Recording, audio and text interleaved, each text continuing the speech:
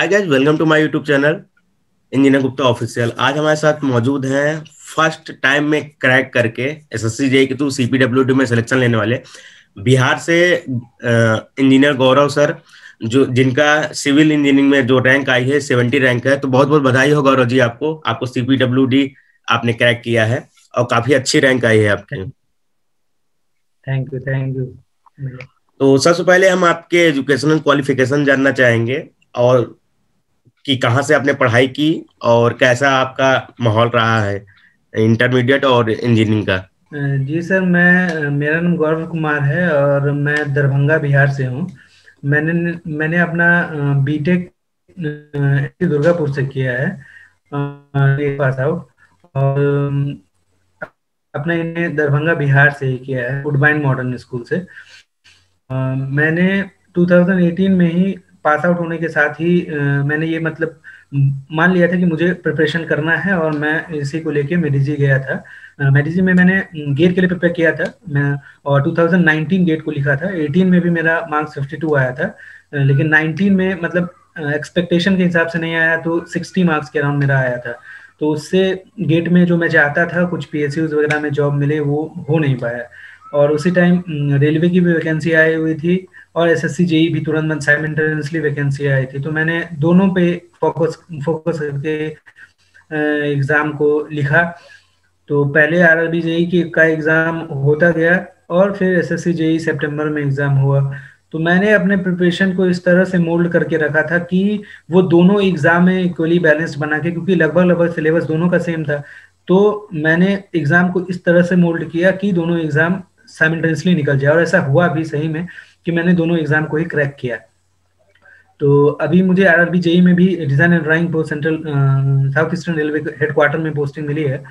तो और इधर सीपीडब्ल्यूडी में भी अभी मेरा सिलेक्शन हो गया है। तो पूरे प्रिपरेशन के दरमियान सर ऐसा ही था कि कॉलेज में भी मैं सिंसियर स्टूडेंट था, मतलब पढ़ता भी था, मजा भी करता था, सारा चीज़ करता था। लेकिन चूंकि शुरुआत से ही ये चीज़ थी हमारी कि अच्छा से पढ़ के एक अच्छा जॉब लेना है और सिक्योर करना है अपने जो आज तक मैंने पढ़ा है, जो अपना टाइम दिया है सारा चीज़ उसके लिए। तो मैंने उसी तरह जो है मेडिजी में क्लास की रेगुलर जो उस टाइम, और उसके बाद अपने से जो सिलेबस थी, सबसे पहले एसएससी जेई के लिए जो प्रिस्क्राइब सिलेबस है, हम जो बेसिक्स पढ़े हैं अभी तक, जो बीटेक में बहुत ज़्यादा नहीं लोग वो करते हैं फोकस्ड वे में तैयारी कि मुझे करना है, लेकिन एक बाइक स्विच करते हैं कि मुझे भी गवर्नमेंट जॉब के लिए प्रिपेयर करना है। तो सबसे पहले एसएससी जेई के लिए जैसे मैं बताना चाहूँगा कि जो बेसिक्स है हमारा, जो हम कॉलेज से पढ़ के आए हैं, और फिर मुझे सिलेबस देखना है कि जिस एग्जाम के लिए भी, जो भी एग्जाम है उसके लिए अगर तैयारी कर रहे हैं तो सिलेबस पूरा क्लियर होना चाहिए कि आखिर क्या सिलेबस में है, क्योंकि अलग अलग एग्जाम की जो रिक्वायरमेंट होती है वो अलग अलग होती है। एसएससी जेई का अलग है, गेट का रिक्वायरमेंट अलग है, ईएससी का रिक्वायरमेंट अलग है। तो एसएससी जेई के लिए सिलेबस देखना है। जो भी बुक्स हैं, मतलब वो कॉलेज में कुछ बुक्स को प्रेफर किए होंगे और कुछ बुक इस इन एग्जामों को क्लियर करने के लिए हम लोग को रिक्वायर्ड होता है। कुछ कॉलेज में हम लोग पढ़ते हैं वो अलग होती है।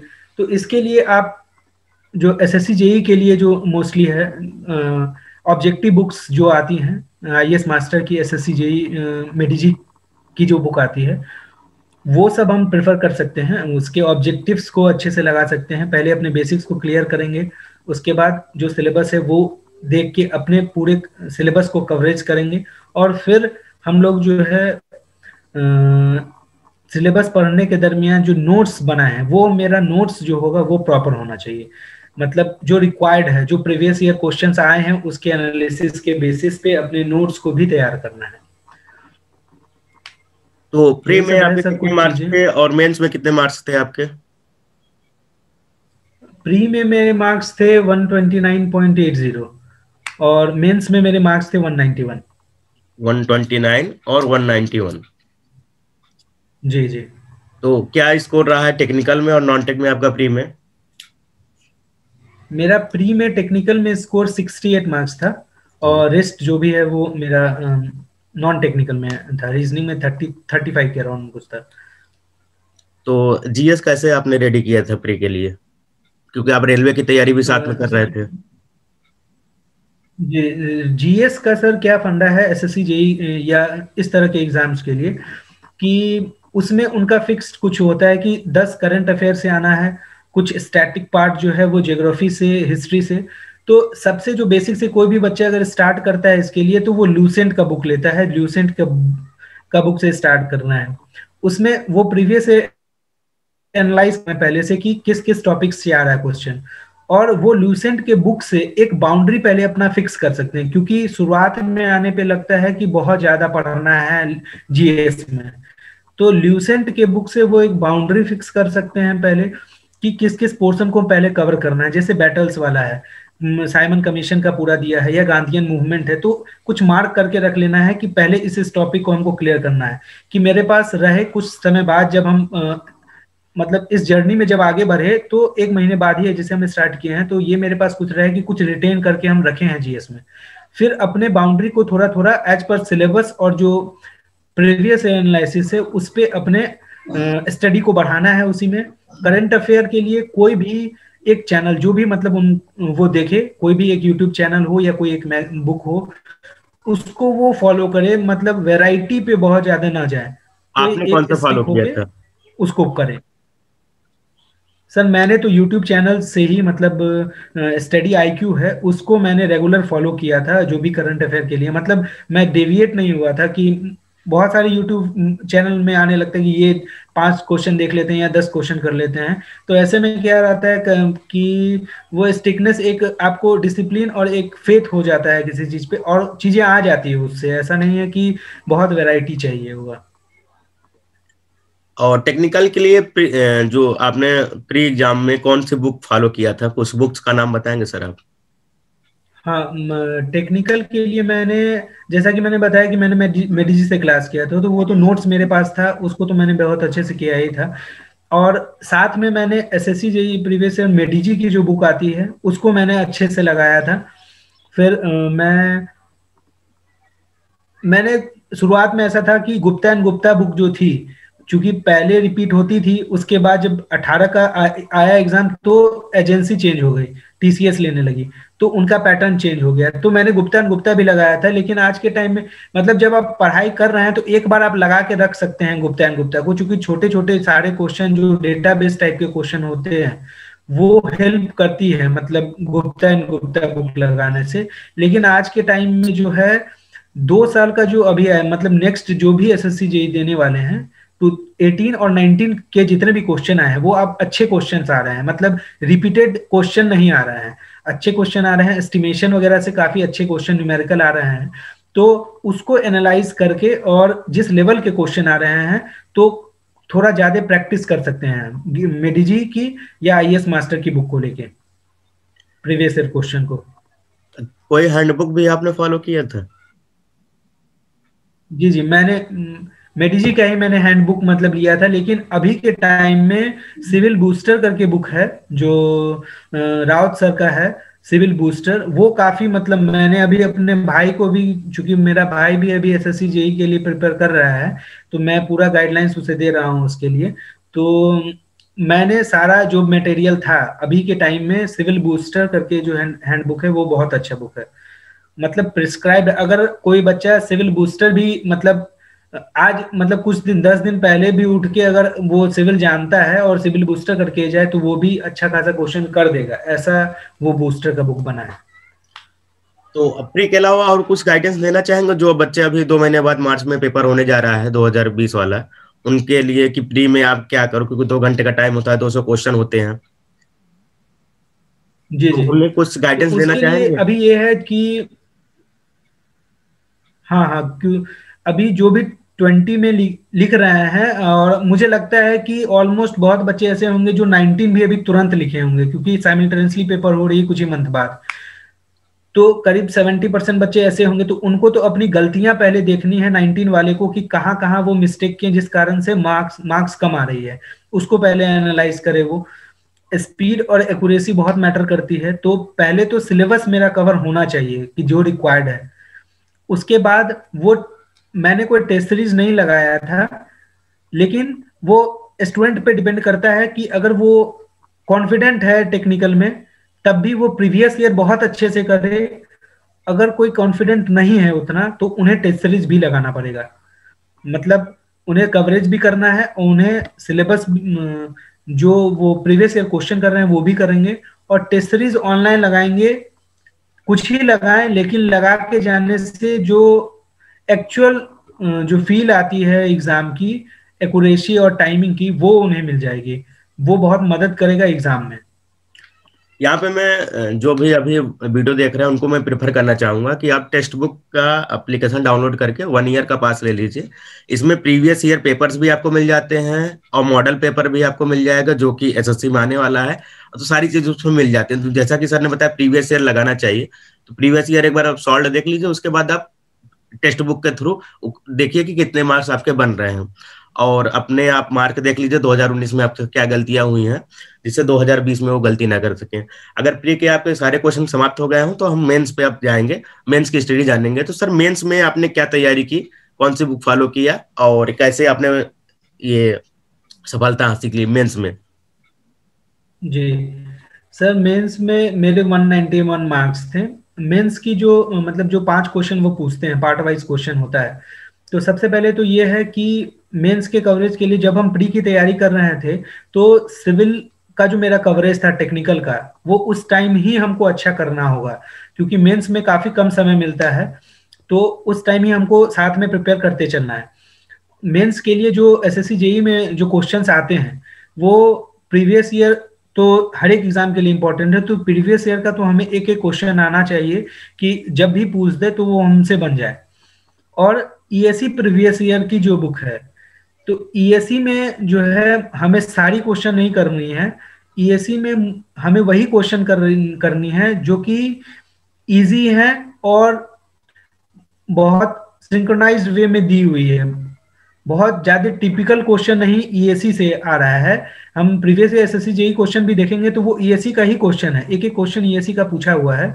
तो हम लोग ईएससी मेंस के बुक को प्रेफर कर सकते हैं और उनका सॉल्यूशन उससे प्रैक्टिस कर सकते हैं, ईएससी मेंस के बुक से। ये ईएससी मेंस आईएएस मास्टर का है, और साथ ही साथ हमने जी जी, मेडिजी बहुत का भी रखा हुआ है। ये है मेडिजी का, ये ईएससी मेंस मेडिजी जी। का है। तो दोनों हमने रखा हुआ है। बहुत से टॉपर्स अलग अलग डिफाइन करते हैं कि कुछ लोग मेडिजी के थ्रू जाते हैं, कुछ लोग जाते हैं आईएएस मास्टर। तो आपने आपने कौन जी, सा आईएएस मास्टर फॉलो किया था या मेडिजी? मैंने मेडिजी का फॉलो किया था, मैंने मेडिजी से ही लगाया था सारा। अभी जो स्टूडेंट मान लीजिए कुछ स्टूडेंट जो डिप्लोमा कर रहे हैं, सेकेंड ईयर या थर्ड ईयर में हैं, या बीटेक कर रहे हैं, 4th सेमेस्टर 6th सेमेस्टर में है, तो उनके लिए क्या गाइडेंस होंगे? क्योंकि उन्हें कुछ पता होता नहीं है, अभी कोई कोई जानकारी नहीं होती, वो सुन बेटे सन्नाटा होते हैं। तो उनको क्या बताना चाहेंगे कि अभी आपको किस चीज पे फोकस करना चाहिए और आगे चल के किस चीज की तैयारी करके दोनों मिलाकर आप सिलेक्शन ले सकते हैं? देखिए सर, अभी क्या है कि अगर वो कॉलेज में है, अवेयर तो होना पड़ेगा इन एग्जाम्स के लिए। अवेयर कुछ लड़के तो हो जाते हैं, मतलब अगर 60 स्ट्रेंथ है तो 10 बच्चे तो अवेयर होते हैं, उनसे और बच्चे भी अवेयर हो जाते हैं। धीरे धीरे उनको पता लगने लगता है कि आज का जो कंपटीशन है, अगर वो कॉलेज से प्लेसमेंट लेना चाहते हैं तो बहुत अच्छी बात है, लेकिन अगर वो गवर्नमेंट सर्विस की तरफ अगर आना चाहते हैं तो उन्हें, अगर वो बीटेक में है तो 3rd ईयर से अगर वो स्टार्ट कर देते हैं तो काफी अच्छा है। और डिप्लोमा अगर कर रहे हैं तो वो लोग एसएससी जेई को बहुत प्रेफर करते हैं और बहुत ही प्रेस्टिजियस एग्जाम है, तो उसको वो स्टार्टिंग कर सकते हैं उसी समय से। जैसे टेक्निकल तो हमें कॉलेज में पढ़ना ही होता है, अगर सेमेस्टर एग्जाम देना है उसके लिए भी पढ़ना है, और मिड सेम है उसके लिए भी पढ़ना है। तो हम लोग कॉलेज से इसी तरह स्टार्ट कर सकते हैं। कॉलेज में अगर हम हैं तो बुक्स मंगा के पढ़ सकते हैं, जो ऑनलाइन बुक्स आती है ऑर्डर करने से। ऑनलाइन हम किसी भी कोचिंग से, अगर वो मेडिजी से, आईएएस मास्टर से, अलग अलग अलग रेफरेंस हैं, उससे वो बुक मंगा के, और उसको टाइम मिलता है कॉलेज में कि वो उसको डीप एनालिसिस कर सकें, पढ़ सकें अच्छे से कन्वेंशनल वे में, कि जब वो एक्चुअल फील्ड में आए तो उन्हें काफी समय न लगे। जो आज का टाइम का कंपटीशन है उससे वो सेव हो सकते हैं, थोड़े अपने टाइम को बचा सकते हैं उसमें। तो कॉलेज से इस तरह से सर वो कर सकते हैं स्टार्ट, और उनके पास एक अटेम्प्ट भी होता है जब वो फाइनल ईयर में होते हैं। तो अभी कुछ बच्चों का मेंस मार्च में होने वाला है, जहां तक चांसेस है मार्च में हो जाएगा। लगभग 2 महीने का टाइम बचा हुआ है। 2 घंटे में 300 पेपर का 300 नंबर का पेपर होता है, तो उनके लिए क्या बताना चाहेंगे, कैसे वो प्रैक्टिस करें, कितना प्रैक्टिस करें, किन सब्जेक्ट पे फोकस करें, मेजर सब्जेक्ट कौन से हैं जिससे ज्यादा क्वेश्चन पूछे जाते हैं?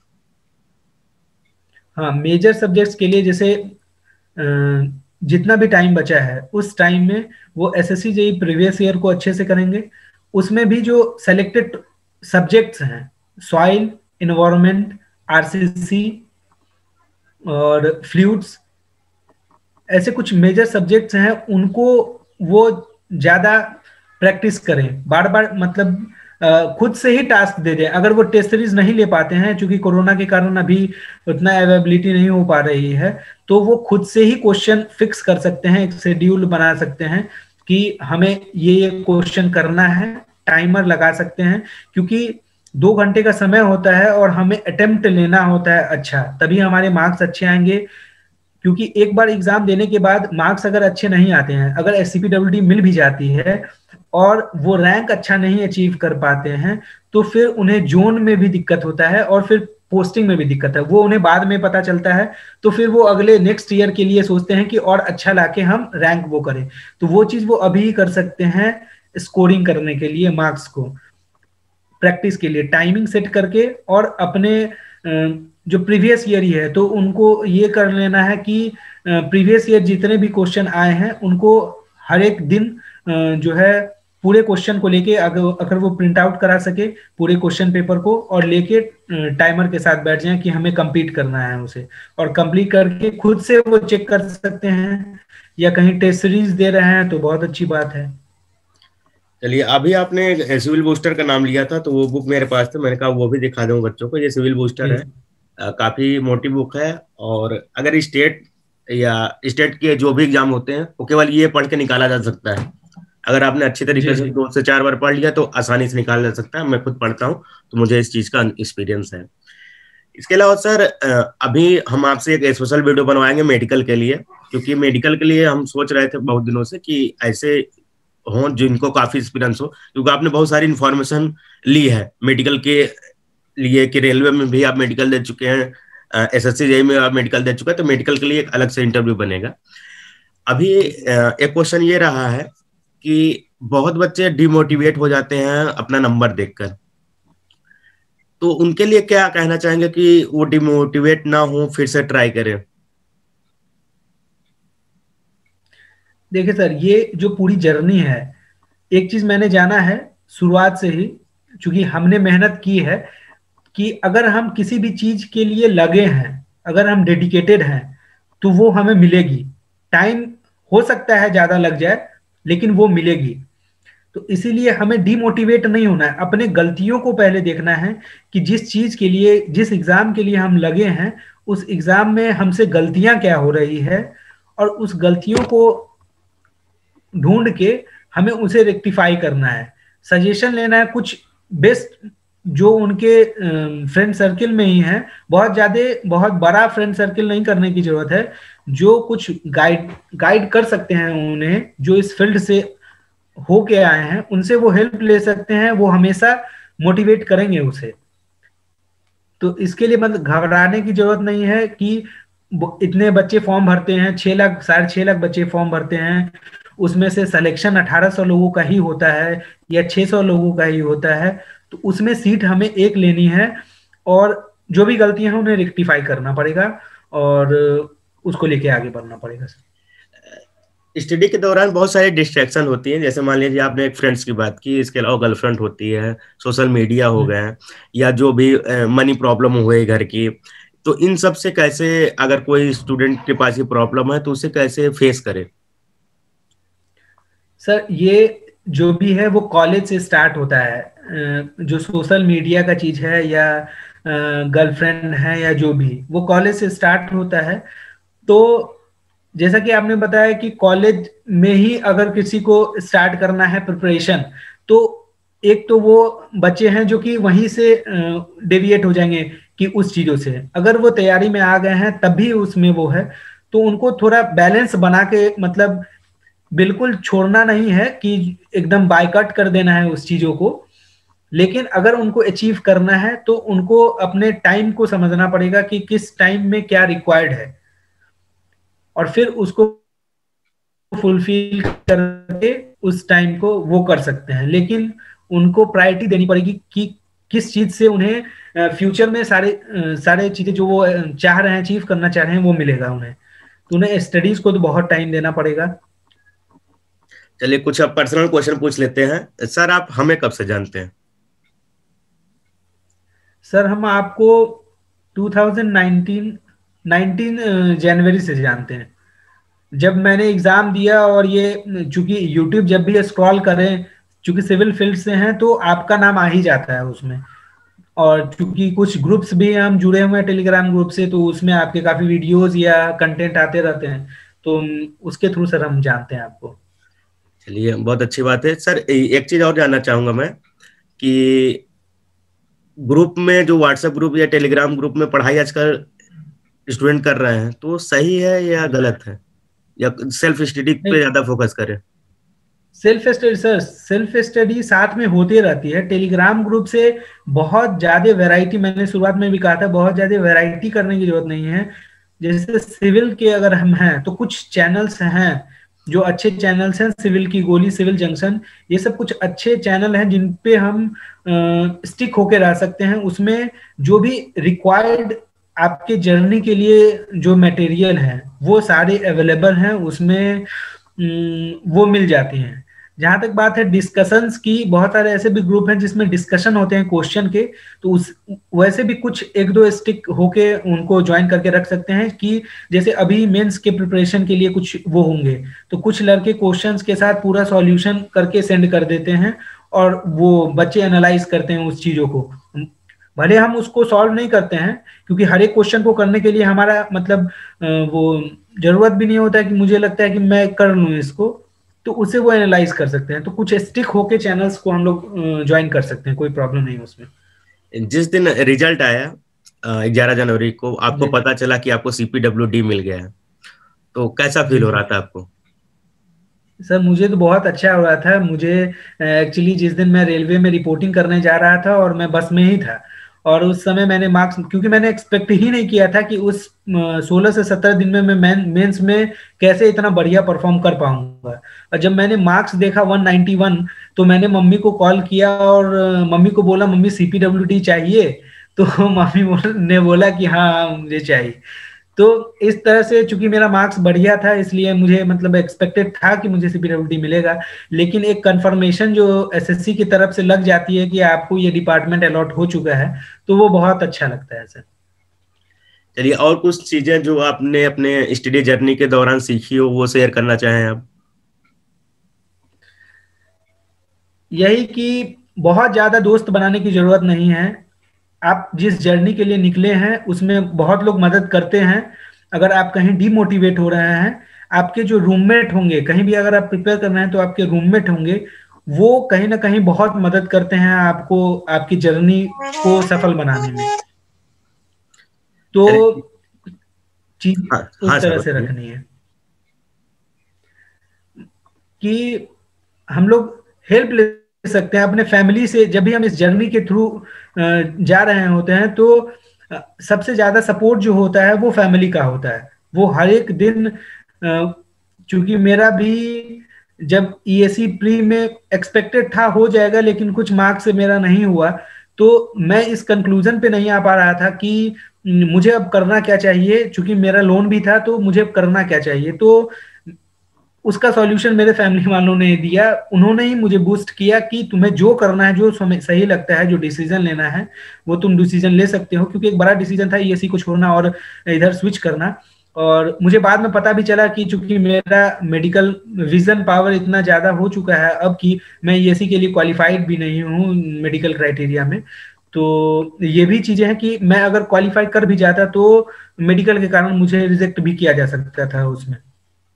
तो ये चीज है कि फैमिली का सपोर्ट बहुत जरूरी है, कुछ एक अच्छे फ्रेंड होने जरूरी है, और बाकी मेहनत करना है सर। गौरव जी बहुत अच्छा लगा आपके साथ इंटरव्यू करके। मुझे बहुत अच्छा लगता है जब कोई CPWD कैंडिडेट के साथ हम इंटरव्यू लेते हैं। आपके साथ हम एक इंटरव्यू जरूर करेंगे, वो भी मेडिकल के लिए स्पेशल। क्योंकि बहुत से बच्चों की डिमांड रह रही है, आपकी भी डिमांड थी हमारे पास कि सर मेडिकल के लिए हमें जानकारी चाहिए, क्योंकि मेरे पास उतनी अच्छी जानकारी नहीं थी, लेकिन हम ये चाहेंगे कि आपके थ्रू जानकारी बच्चों को मिले, लेकिन ये नेक्स्ट इंटरव्यू में। थैंक यू गौरव जी, बहुत बहुत बधाई हो आपको CPWD मिल गया। Thank you. Thank you.